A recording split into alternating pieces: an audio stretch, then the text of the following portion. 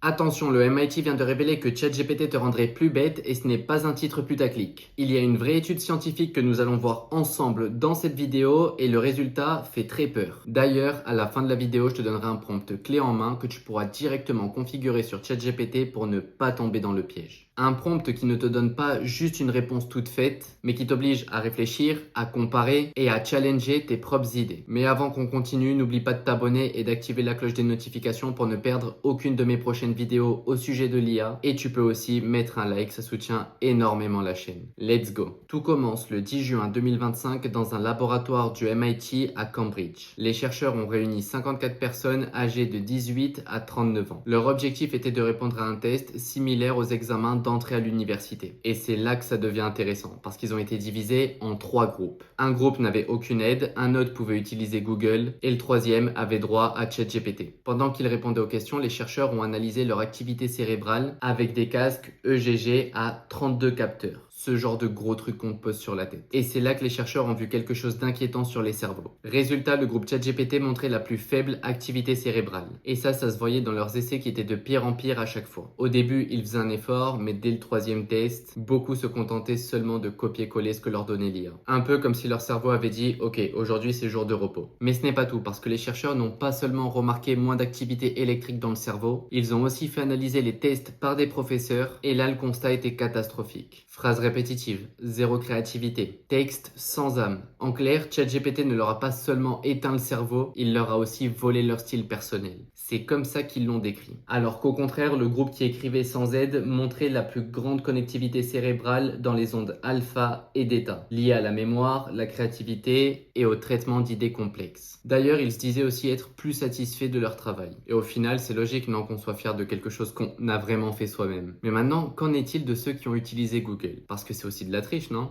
Bonne question. Ce groupe montrait aussi une forte activité cérébrale et se sentait aussi satisfait de son propre travail. Les chercheurs en sont venus à la conclusion que la différence c'est qu'avec Google, notre cerveau continue de chercher, filtrer, sélectionner et traiter. Alors qu'avec un chatbot qui fait tout à ta place, tu ne fais que consommer sans analyser ni mémoriser. Et le pire c'est qu'avec GPT-5, on n'est plus sur des simples chatbots, on est carrément sur des IA agentiques. Donc si GPT-4o te rendait déjà plus bête, imagine GPT-5. Mais ce n'est pas tout parce qu'on ne s'arrête pas là. La partie la plus intéressante arrive maintenant. Après 3 essais, les chercheurs leur ont redonné l'un de leurs anciens textes, mais cette fois ils devaient le réécrire avec une nouvelle règle, comme par exemple défendre l'idée inverse que celle qu'ils avaient défendue au départ, ou encore transformer leur texte personnel en un discours académique. En gros, un exercice qui consiste vraiment à repenser le travail qui a déjà été fait. Et là, surprise, ceux qui avaient utilisé ChatGPT étaient incapables de refaire l'exercice, tout simplement parce qu'ils ne se souvenaient plus de rien. Absolument rien n'était resté en mémoire. Alors qu'à l'inverse, ceux qui avaient écrit sans aide et qui pouvaient cette fois s'appuyer sur ChatGPT ont sorti leur meilleur texte. Mais attention, ce n'est qu'une étude, qui de plus a été testée sur un petit échantillon de personnes, n'oublions pas qu'ils étaient que 54. Et ça n'a pas non plus été relu ni relayé par d'autres grands organismes du milieu, même si on parle quand même du MIT. La raison principale à ça, c'est que l'autrice principale, Natalia Kosminia, dit l'avoir publié au plus vite, car pour elle, le risque est urgent. Elle craint que d'ici 6 à 8 mois, un gouvernement dise « instaurons ChatGPT dès la maternelle », parce que selon elle, ce serait dramatique pour des cerveaux en développement. Au MIT Media Lab, là où bosse Natalia, d'autres chercheurs ont remarqué un truc inquiétant. Plus on parle longtemps avec ChatGPT, plus on se sent seul. Mais attention, ça ne veut pas dire que l'IA est mauvaise en soi, parce que comme tout outil, ça dépend de comment tu l'utilises. Et si on regarde en arrière, c'est toujours les mêmes schémas de pensée pour toutes les grandes inventions. Par exemple, Socrate disait que l'écriture allait tuer la mémoire. Plus tard, on a cru que l'imprimerie allait tuer la pensée. Dans les années 70, on accusait la calculatrice de la fin des mathématiques. Et dans les années 2000, Google devait soi-disant nous rendre idiots. À chaque fois, la peur était énorme et à chaque fois, la réalité était différente. La technologie n'a pas détruit l'intelligence, elle l'a déplacée.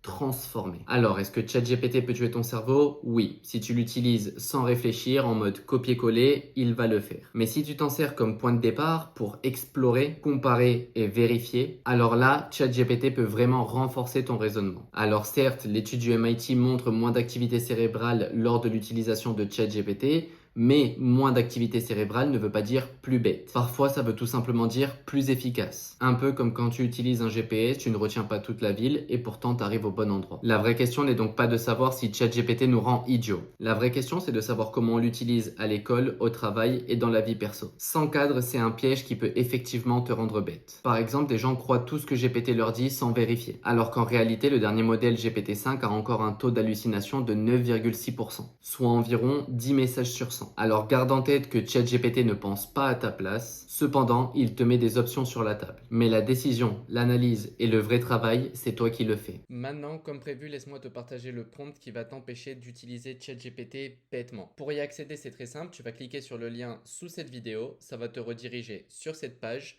Ici, tu as juste à t'inscrire 100% gratuitement, tu mets ton prénom et ton email et tu seras directement redirigé sur cette page. Tout en bas, tu pourras copier le prompt et directement venir dans ChatGPT. Tu vas cliquer sur ta petite image, dans Paramètres. Une fois dans Paramètres, tu cliques dans Personnalisation.